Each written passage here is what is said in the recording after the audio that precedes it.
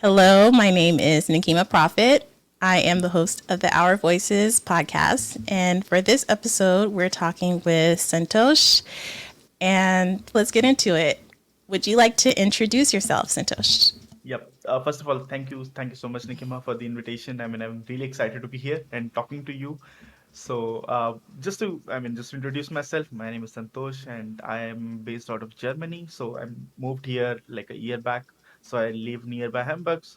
Just in case if you ever in Germany in Hamburg, just let me know. We can of course catch up. And apart from that, of course, I work as senior software engineer at Celonis. That's where I work full time. But apart from and then I'm also a Google developer expert for Angular. I'm a GitHub star. I'm part of Auth0 Ambassador program, and I do some bunch of open source. I mostly contribute to NGRX.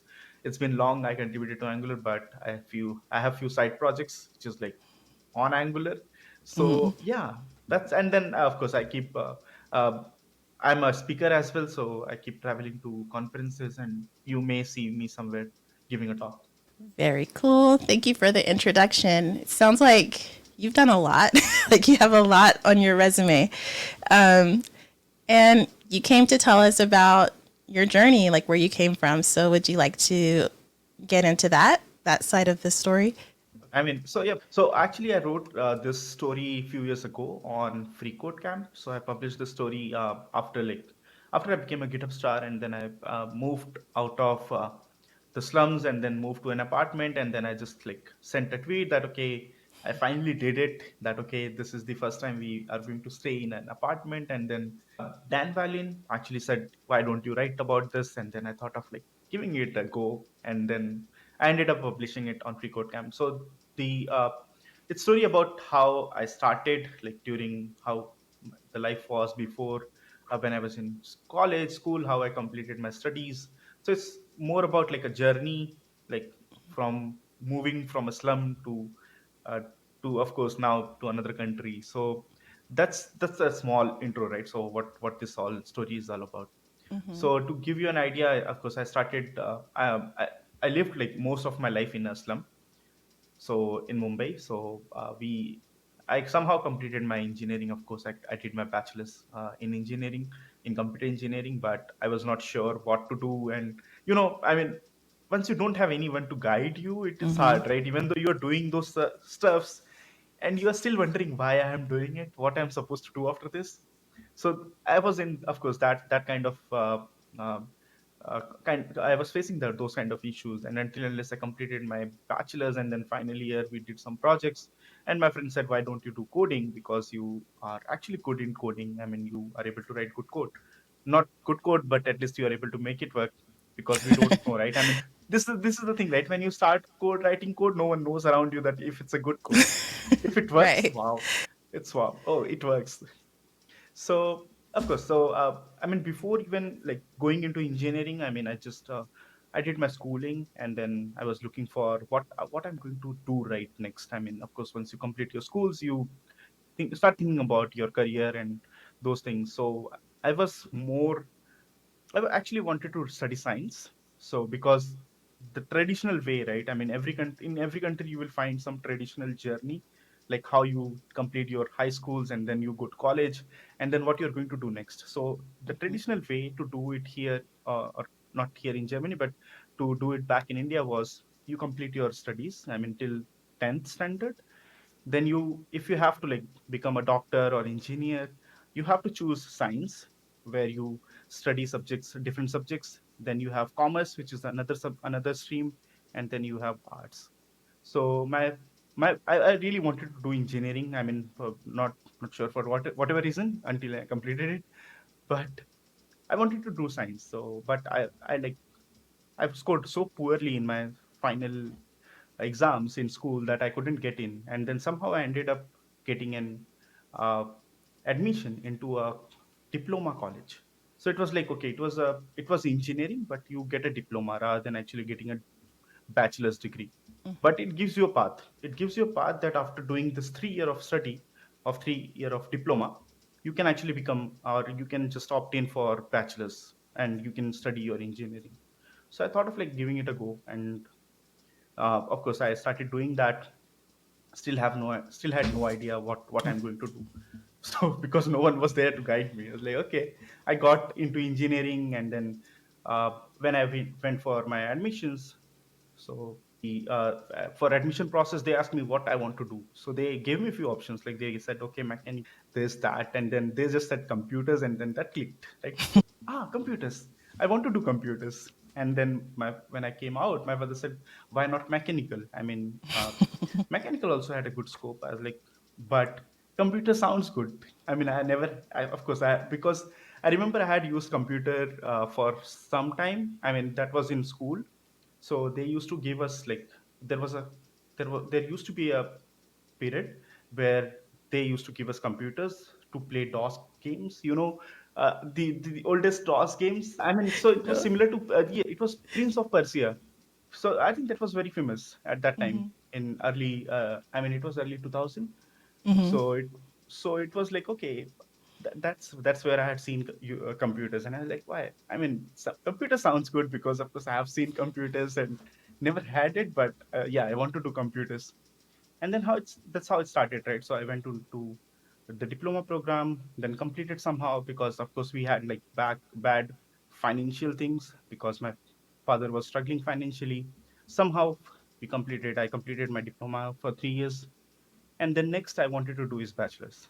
And that's where the problem was, because my father said, okay, I don't have money now. I Mhm. mean, whatever money I had, I already actually paid it for your 3 years. And I was like, okay, but I really wanted to study. So that's a huge shout out to my mother, I would say, that she pushed my father. So she said no, because once I got this news that I'm not going to study further, Mhm. I was crying. I was crying entire night. I couldn't sleep. I was so heartbroken that, okay, I really wanted to do this thing. I mean, I really wanted to study, but now unfortunately we won't be able to. And I was like, I was just a kid, right? I mean, still, how many?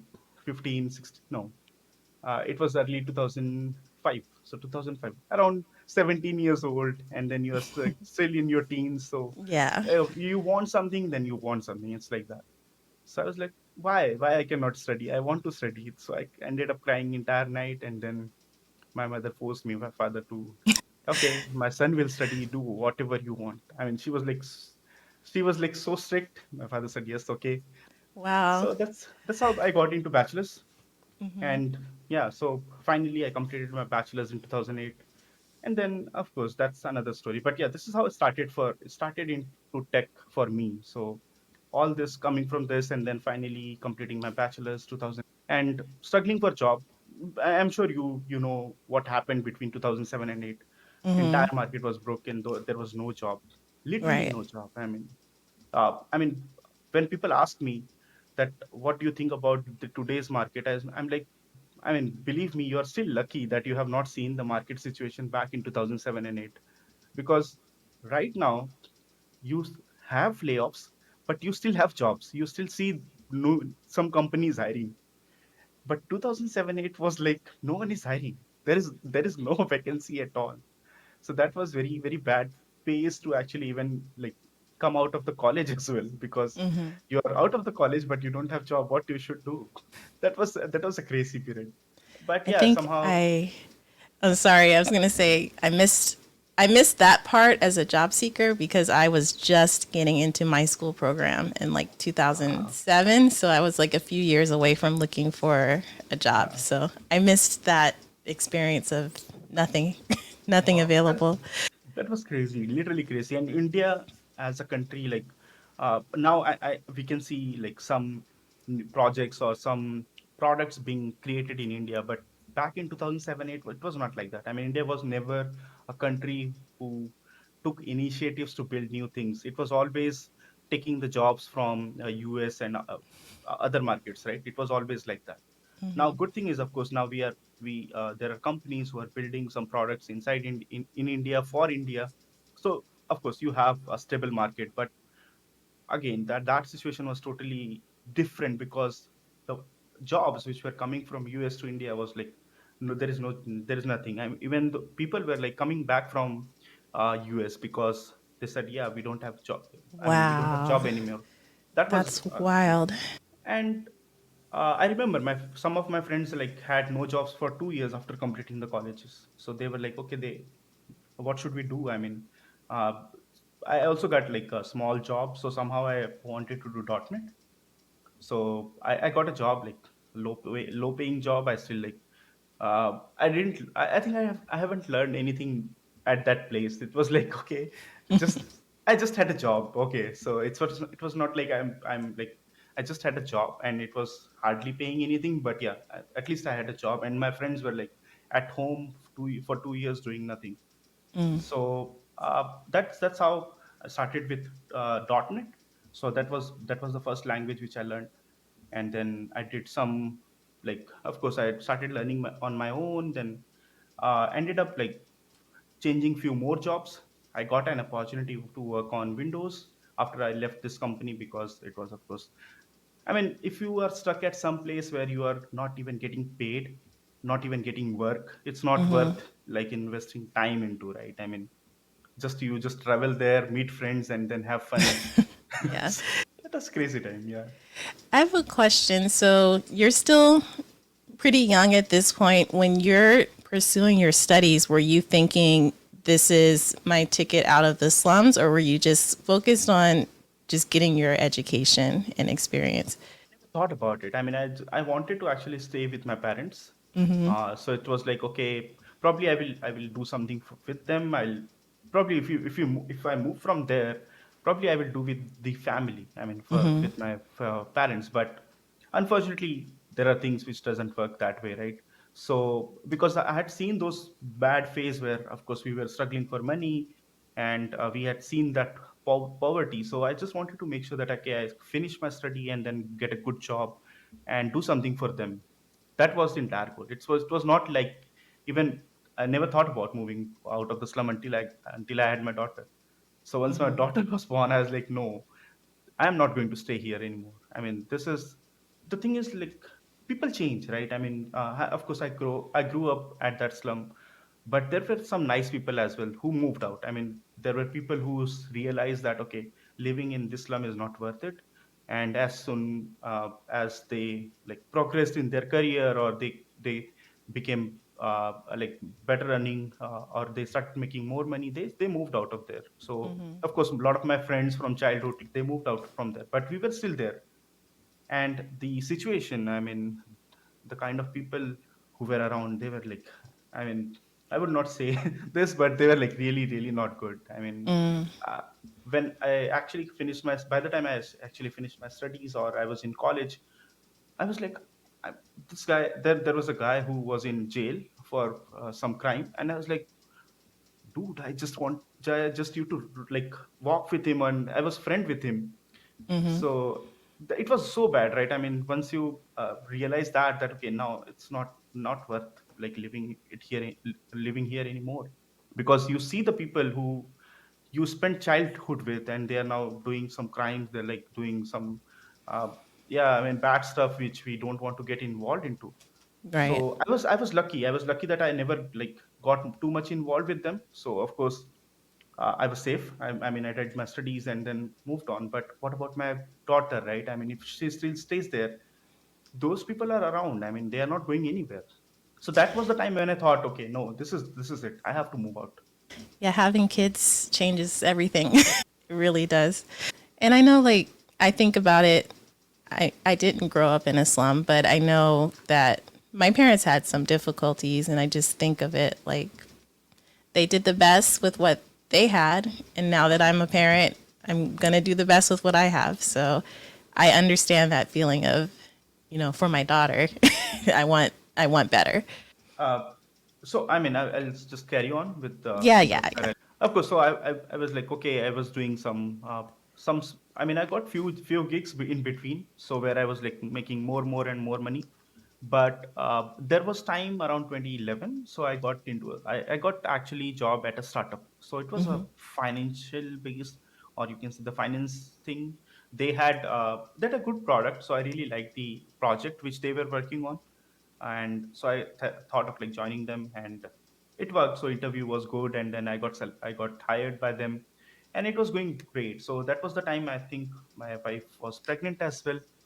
So I thought of like, no, it's okay, so now things are going good. So that was the time I was also start saving money. So that was the first time, like after 2008 to 2011, that was the first time I was making enough money where I can save money. So I started doing that, and then somehow things went bad again. So my wife had some complications. So my daughter was like born in 6.5 months. So she was like, okay, Oh, so tiny, and she was in hospital for 3 months. So she was on ventilation all the time for 3 months, and then I used to actually travel daily just to see her, just to meet with the doctors that what's going on. And then it actually caused like more financial pressure on me because I had no, first thing, I mean, I had almost no saving. I had just started saving, and then everything went into like paying my hospital bills, because in India it's not like you get medical insurance for everything. I got some money which was not even, I would say, a percent, even 1% of what I had to pay. So I took some lot of loans, borrowed like money from my friends, and then I was like, my hospital bill was like, I think it was more than it was more, what, not more than, but it was like 200% of what I was making yearly. wow. So I'm like, okay, how I'm going to pay this? But of course, I mean, I was just wanted to make sure that I'm able to do everything to save my daughter, and that was the only thing which was there in my mind that time. So I borrowed money, I took loans, and then yeah, it caused like a burden which, uh, and it delayed my plan. So I, of course, at that point I was hardly saving anything. So it was like, okay, I pay loans, I pay for my house, and pay for like um, groceries, and then that's it. I don't have any money more anymore. And of course I have to pay my friends as well. So that was the time, it was like really hard time for us as well. So I started like, uh, I was like, okay, let's focus more on the job. So that's what actually the company really supported me well. So when I had just like been there for a year with that startup. So I asked them for more money. So I was like, look, I need more money right now because of this situation. And they actually gave me more money. So they said, okay, we can give you max. So they gave me 50% hike, which was like Oh, not really good. common. Yeah. So they said 50, yeah, we can do, best is what we can do, which is 50%. I was like, yeah, that's more than enough. At least I'll be able to pay my other friends, right? Because I had borrowed money from my friends as well. And then it went on. Yeah. I want to So, interrupt yeah. again. Sorry. I just want to highlight what you just said about you needed more and you asked your employer and they gave it to you. So I think a lot of us will not realize what's available to you when you ask. And it's really hard sometimes to do that. But when you get a yes, it's worth it. It's worth it to like go through that uncomfortable asking. Of course, that was the last option I had, right? Because of course I loved the job as well, because they really supported me well, and I don't wanted to just jump the ship because I needed more money. I just wanted to ask them first if they can do it, and it worked out somehow. So that's how like I started, like ended up working there for more time. So I grew up in my career as well. That was the time that I was totally focused on my job, because the goal was simple, that I want to make more money. I want to like make sure that I'm able to pay all the loans. I'm able to pay and move out of the slum. That was, of course, that was the thing in my mind at that time. But with the kind of money I was paying to others, I was like, okay, it's impossible in like so many years. Then yeah, it was like, okay, I joined as a senior software engineer there, and then I went on to become a team lead. Then I was like handling three more departments by the time I quit. So it was around 2015. I decided, no, it's enough now. I mean, I have been here for close to 5 years, and at one point you realize, right, that okay, now you are making money, but I think you are not growing in your career. I mean, you're stuck at the same place for years. So I realized that, and then there was one more thing that I missed. I just realized that my daughter is 4, and Oh, wow. I haven't spent much enough time with her. I was like, dude, I was like so focused on my job that okay, I missed this time. I mean, she's 4 now, and then I haven't like even.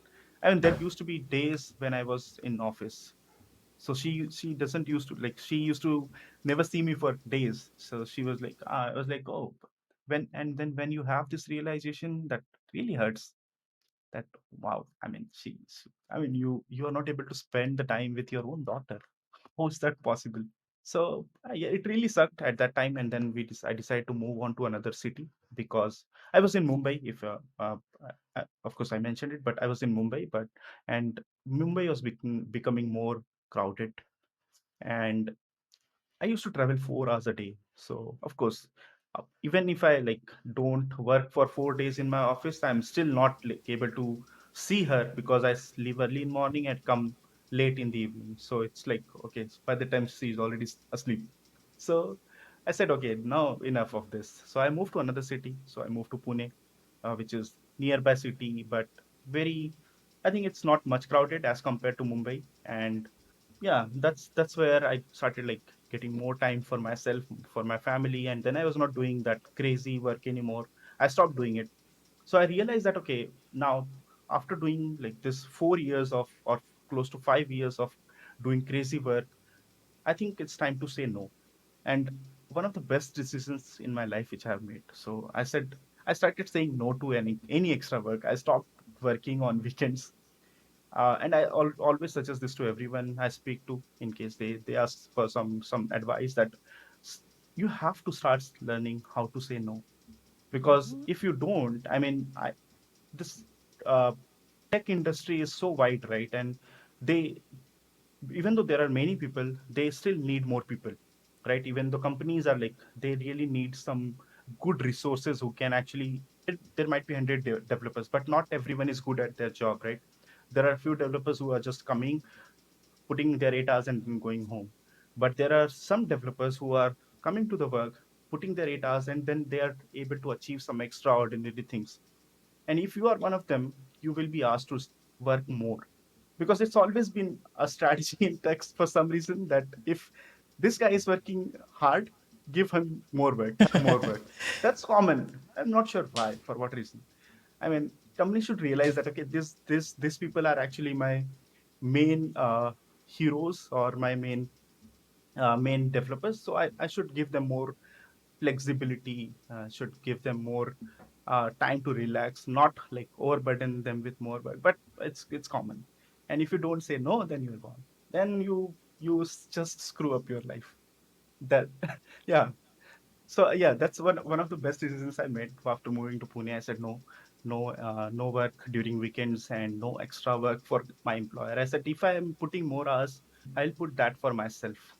And then after moving to Pune, I started doing uh, teaching. So I just realized that, okay, I have more time now because I'm not doing this 4 hours of day, 4 hours in office. So I'm just working 8 hours in a day. So I'm still getting my weekends free. I'm still getting my evening free, sometime mornings as well. So I thought like, how should I like use this time, right? Because when you are doing so much and then you are doing little, then your mind always thinks, right, now I'm empty. What should I do? So I said, okay, let's think that what I wanted to do. So I realized that I would really wanted to write a blog. So I went and then I wrote few blogs on .NET. And then I said, okay, I'm writing blogs, but what next? What else I want to do? So I really wanted to teach. So I got an opportunity to teach at one of the institute. So it was institute in Pune, and they contacted me whether I want to. I mean, they were looking for someone to teach Angular JS, the Angular JS front end framework. I was like, yeah, let's grab this opportunity. And then I started teaching Angular JS. And then after a few months, Angular JS was like, of course, the new version of Angular came in. So I thought of why not to actually learn new framework, which has just came, because I get an early advantage, right? I know before many people know, so I can teach it, and probably I'll get more teaching opportunities, and it worked. So started investing my time into learning the new framework, which was Angular, and which was version 4 at that time. So I learned it for a few months, of course, by using the resources which were free, and I got a plural site access as well from my employer, not from basically my employer, but my client. So my Mhm. client was really nice. So they're a company in US. It's called Blackboard. I'm not sure if you have heard about it, but they're into actually this all classrooms, and they maintain all the billings and everything for many of the classrooms in the Oh, US. wow. So they were the clients, and they said, okay, we do have access to like plural site. You can take it, you can use it. So I started learning like Angular and started teaching it. So I started switched from Angular to teaching Angular, which was new framework. And then, of course, I started getting more opportunities to teach. So I started teaching online as well. And then, of course, that was the time I was like, okay, now I have started making more money. So I think around 2016, it was 2017. That was the first time we purchased our first bed. So before that, we never had a bed. So we just had like a mattress, which I had purchased like long back. We used to just use the mattress and then sleep on the floor, right? So that's how we managed for few years before we purchased our first bed by that money, by using that money which I like made from teaching Angular. So I was like, okay, now we're settling in, we are doing good. And then I got a job at Deutsche Bank. So I worked there for like close to 2 years. But uh, I even got a good job. So I was like, okay, now I'm making more money than what I used to in my job. Now I'm making side income. And that was the time I realized that I have to do something else. So and then I decided that, okay, I'll leave this money part aside now, because of course I'm making enough money, right? So I'm making enough money to have a stable life. So I said, okay, now enough of this. Let's move into community. So I decided to explore the ways how I can contribute to Angular, and that was around 2018. So I said, okay, let's think like how we can do it. And then some people around, of course, my network, they said, yeah, you can actually contribute to open source. You can go to meetups, and I started exploring those options. Right, I thought of like going to meetups and meeting people, but there was no meetup in Angular for Angular in Pune. So I was like, why? I mean, so where should I go? Like, and then I thought, like, okay, let's take some break, because that was the time my daughter got again sick. And then I said, okay, let's stop for some time, and see what's going on in our life. So we got that issue resolved. It took few months, I think close to a year. It took close to a year uh, to become so she could become more healthier. So I was like, okay, not doing anything for a year. And then I realized, okay, it's almost 2019. Okay, I started something last year, like early of 2018 to do, but I couldn't because of this personal issues again. But by the end of 2019, I was like, okay, now things are settling down again. So I checked again. So what are the options? And then I came across a conference which was happening in India, and it was an Angular conference. So I was like, this is my chance. So as soon as, believe me, as soon as I saw the website, I booked my flight tickets. I purchased my ticket for the conference, and I was like, okay, I'm going there. And that paid off. So the conference was in early 2019. So it was Feb 2019, and I went to the conference, met some people from the community. I even met people from Angular team. So there was a guy, one person from Angular team. So I spoke to him like, hey, I want to actually contribute to Angular. How I can do that? I mean, just guide me. So he said, yeah, you can write blog posts, you can create videos. And that time, of course, I was not doing all this videos thing. I was not even on YouTube that time. So I was like, okay, no, what I want to do is I want to contribute to the code base. So he was like, okay, so if you want to contribute to the code base, start with documentation. We really need to improve our documentation. I was like, yeah, I know, because I have read Vision, and it is not that good. So I was like, okay, Mhm. that's my opportunity.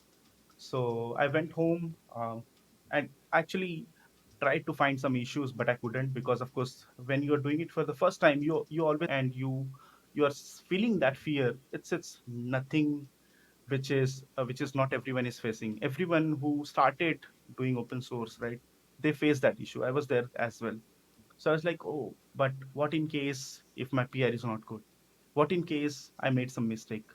What in case I make some mistake? And what in case people shout at me because Mhm. I'm wasting their time? Because if I open some PR which is useless, and they tell me, oh, what you are doing here? That was really the time. Okay, I thought about, gave a lot of thoughts, and then I ended up doing an open source contribution for another project. So Brandon Roberts, he is running. He's actually maintaining a project called NGRX. So I went to the NGRX repository and I was like, okay, this issue is something which I think I can do it. And then I asked, okay, can I take this issue? And then they said, yeah, go ahead.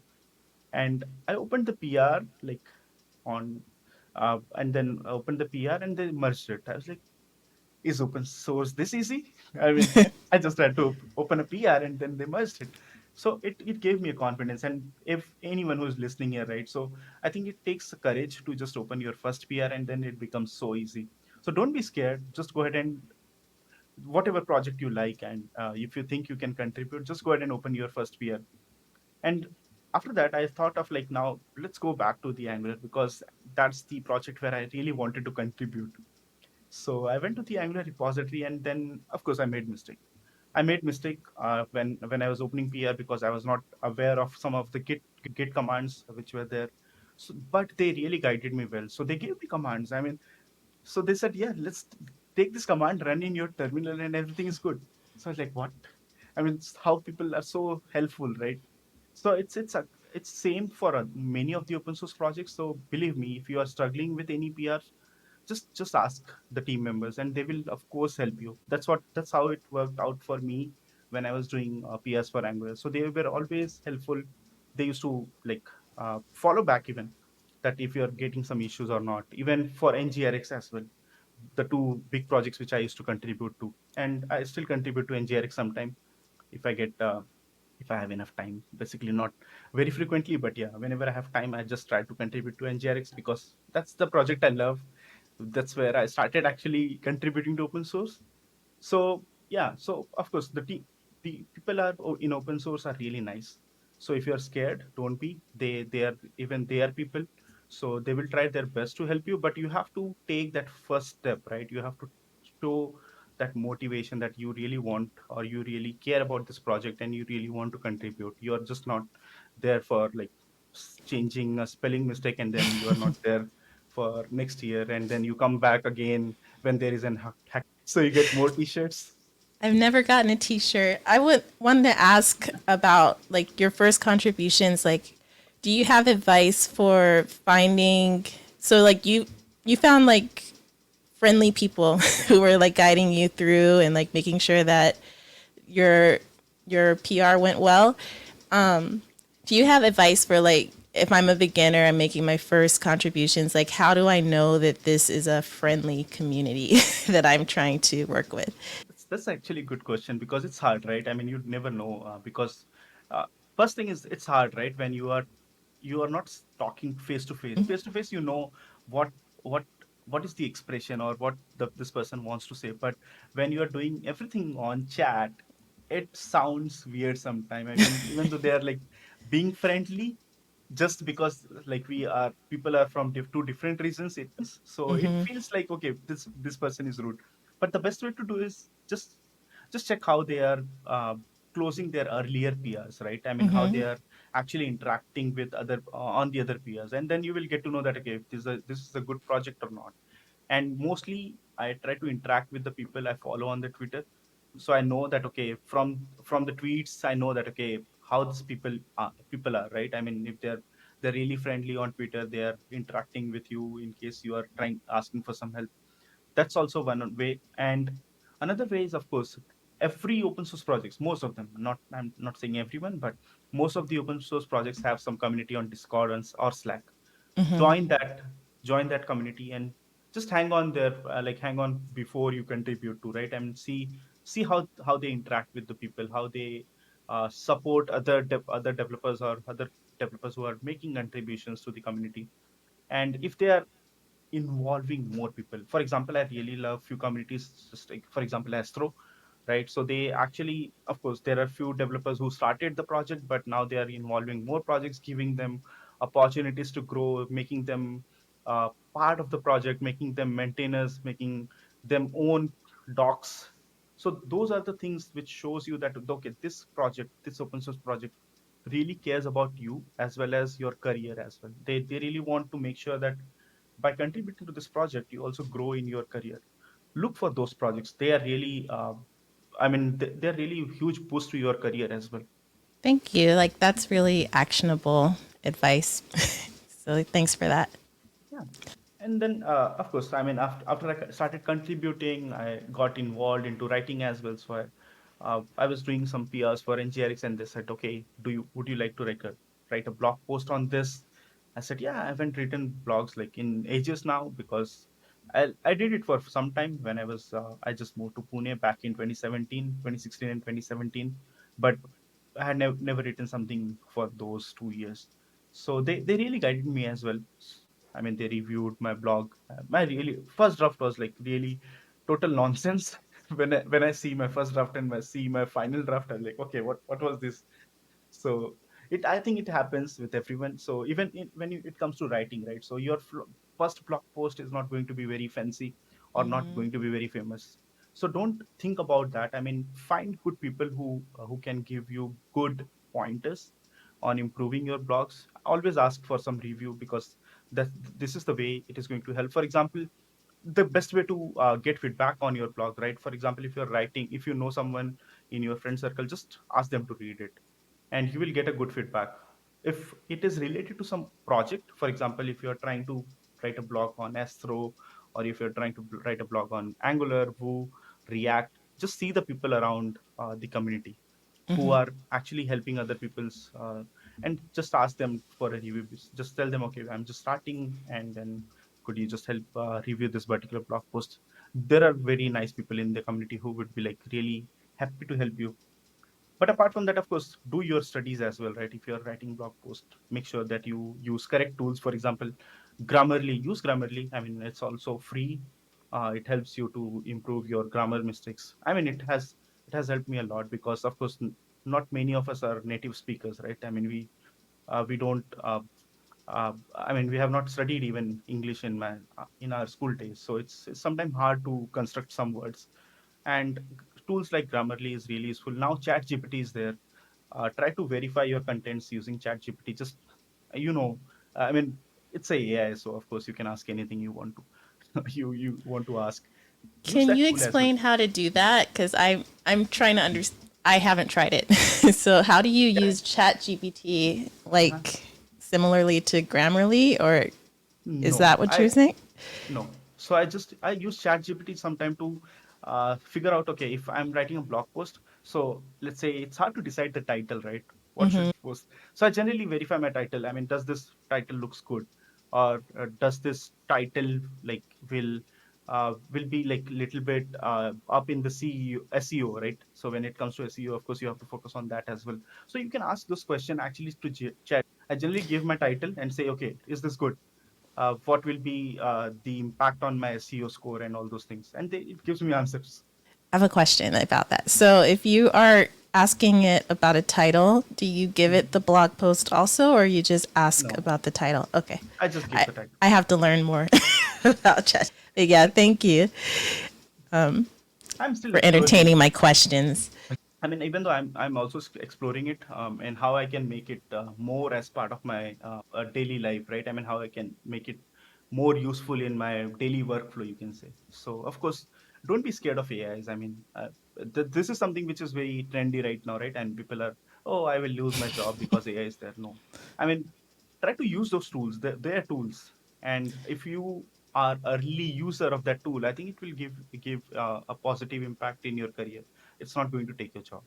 I did see something that said it's a little bit easier if you ask it not to create something from scratch, but if you ask it to do something. Like, how does this title look for SEO? Yeah. Like, instead of create a title for me for a blog post about .NET. Like, it's easier if you give it directives instead of Yeah. like asking it to create from Yeah. scratch. I mean, if you ask it to create something, it will just copy it from somewhere, right? Right? So of course you cannot tell him that, okay, or tell her that, okay, this is not actually me. This is ChatGPT doing this.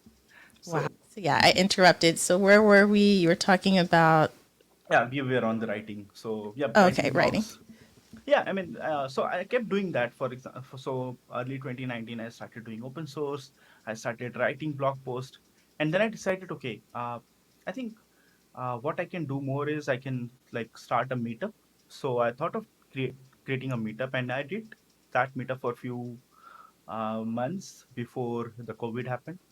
So I was like, okay. I started my few meetups, and then we did few meetups as well in Pune on Angular.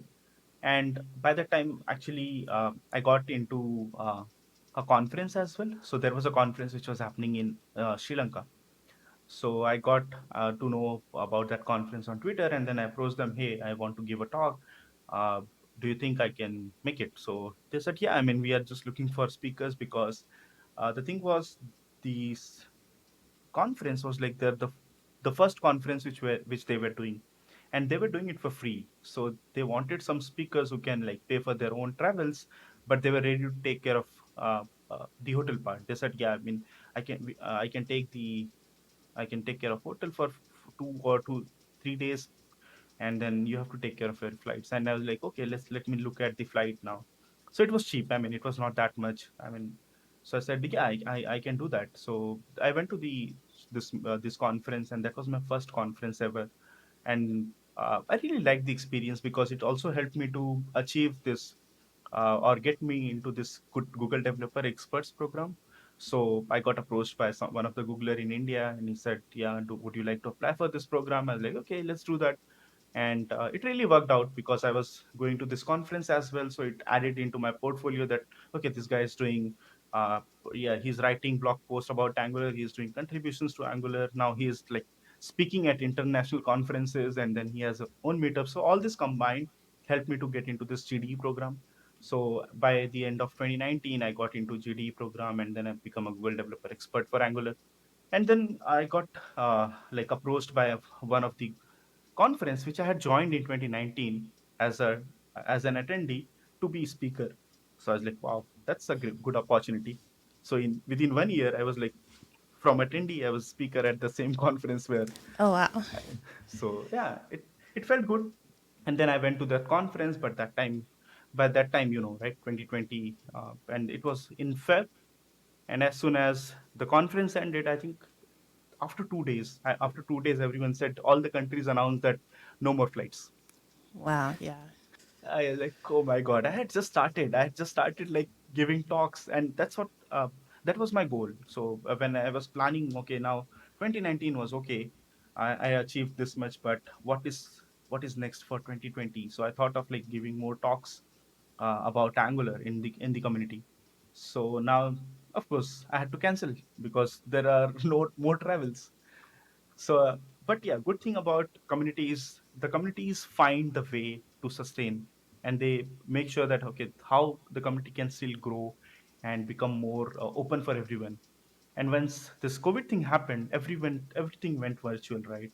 I mean, that's how we know each other because we came to know about each other on the Twitter Mm-hmm. because we started interacting with some communities, and that's the reason we are talking here right now because we know about okay this whole virtual world right now. But because Mm-hmm. before 2019, it was more of people going to meetups, people going to conferences. But when COVID happened, community said, yeah, no, we have to figure out a way to still interact with each other. So virtual meetups, Discord servers became famous, really famous for tech world. Slack channels. I mean, if you see many communities also have Slack channels as well. So then I got started getting opportunities to speak at virtual events.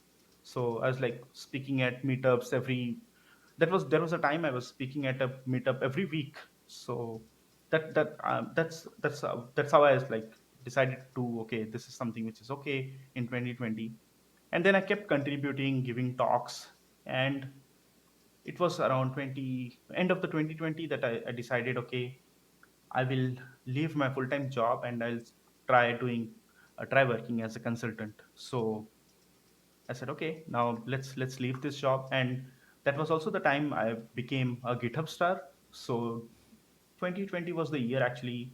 Uh, GitHub launched this program called GitHub Stars, and they handpicked few of the early stars from the community. You know Ruth, right? Of course, Mm-hmm. yeah. So Ruth was also one of the first GitHub star. So and then I got somehow a mail around um, before September, yeah, or around August that okay, you have been nominated as a GitHub star. I was like, wow. that was a big thing, because of course I never thought about achieving all this thing, right? I mean, I never thought about becoming a Google developer expert, or never thought about becoming a Github star. And then finally around November, I became a GitHub star as well. And then October, I left my full-time job to start doing consulting, and then I got few clients to work with, all thanks to the community, the work I was doing for the open source, right? I mean, this is one of the thing which I want to highlight as well, that don't uh, like, of course communities can help you make money, but like, don't expect it to happen fast. I Hmm. mean, things take time. If you see my story, I mean, what so far what we have seen. I mean, I started working as a developer back in 2000. I did just like I just worked in office for 11 years. So till 2019, I was not even doing open source, and I was doing nothing. I mean, I was just making money for some time by teaching, but I never got involved into the community. But once I got involved, I gave my best. So I tried to not think about money anymore. I said, okay, let me focus into the community stuff, and then it pays back somehow. Because once I started looking for clients, it was like I just tweeted like, okay, I'm looking for new job. And then I got approached by one of my friend. He said, hey, would you like to work with us? I was like, yeah, why not? And then that's how it started. But all these things were possible because I was doing things for in the community, right? I mean, my work was visible, my work was speaking for myself. And it can happen with you as well. Just focus on doing whatever you are doing, give your best to the community, like any ways possible, right? I mean, if you're doing open source, just like do open source with all the good intention, I would say. Because there are developers, as we discussed, right? I mean, they just like contribute once in a year to get t-shirts, and then they are like you don't see them anywhere for next year. So don't do that. I mean, invest your time, energy, and then it will pay back for sure. I mean, I'm telling you, I have so many stories who the of the people who got involved into the community, and then good things come to them. They don't have to go ahead and look for new opportunities, or they don't have to go ahead and look for new jobs. So this Hmm. same thing happened, and then I started doing consulting for another year.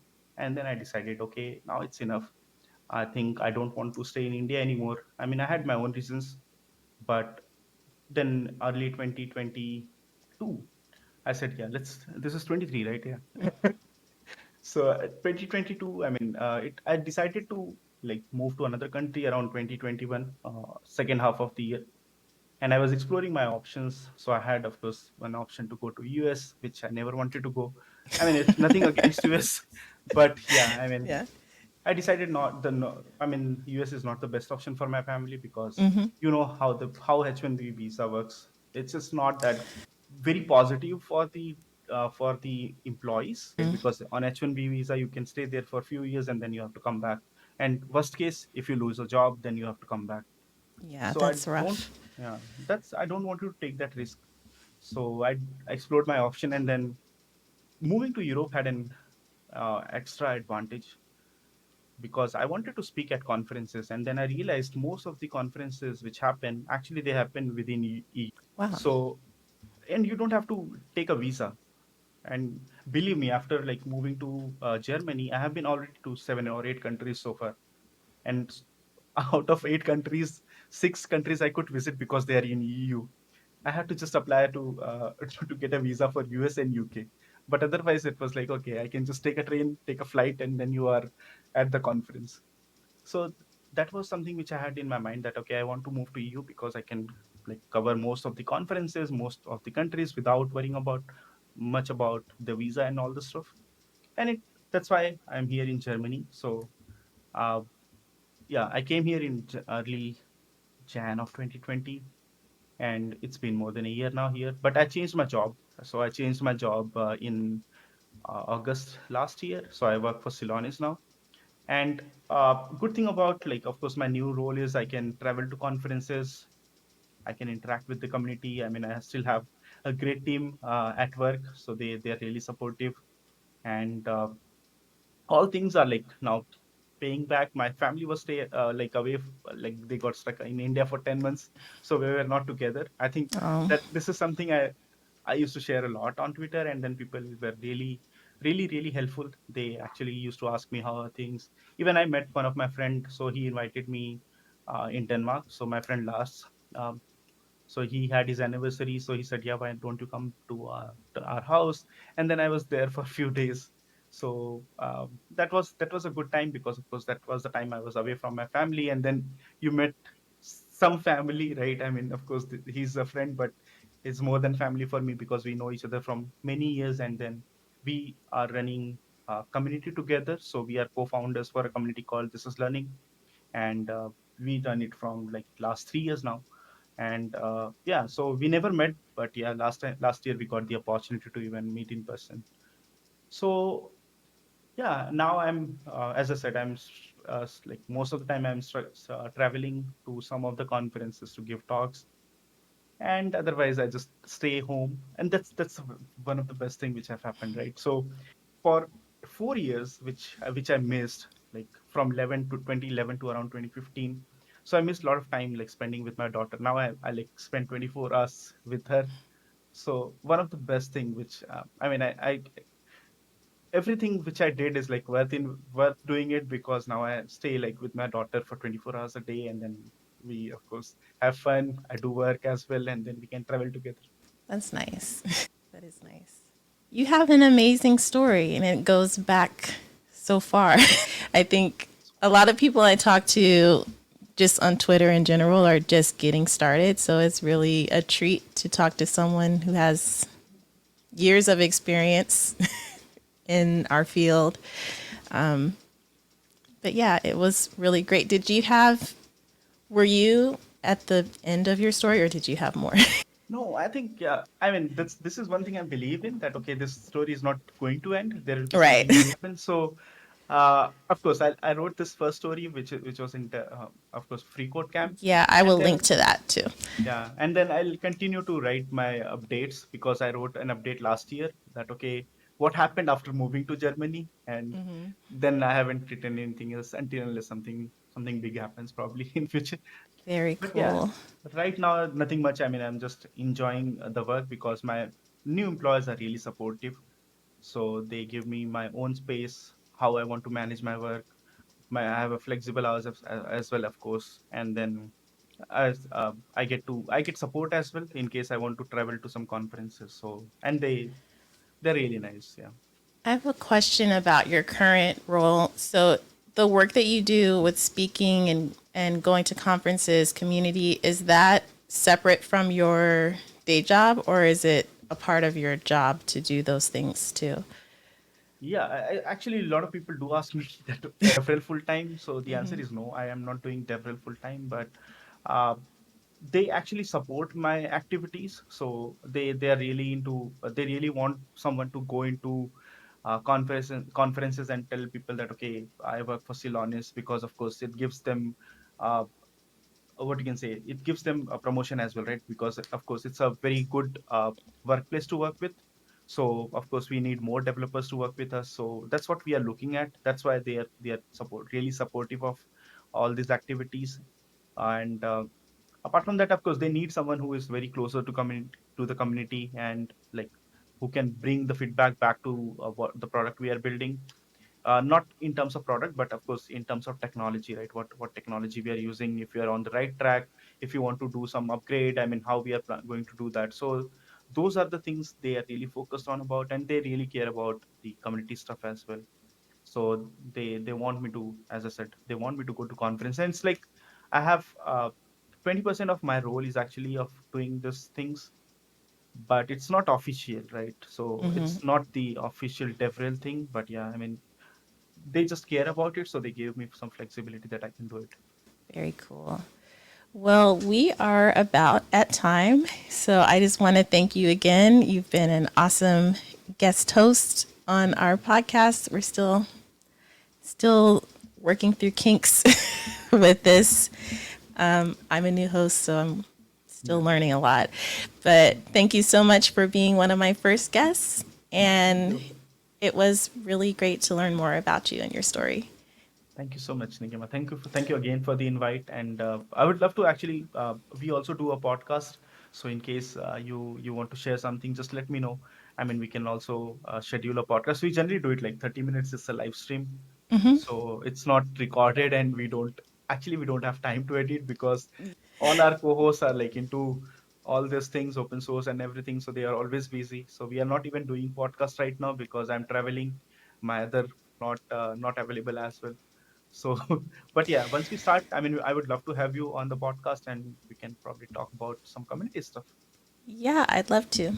So, yes, thanks again. This Thank has you. been, I don't know what episode of the Our Voices podcast, but it's top 5. And I will be checking back in later with the next one. For sure. So, thank you so much. Thank you for listening to another episode of the Our Voices podcast. It's time to make our shout out to our sponsor, and that is Level Up Financial Planning. If you'd like to check them out, head over to our website, ourvoicespodcast.blog/sponsors with an S, and check them out. Thanks again for listening. Bye.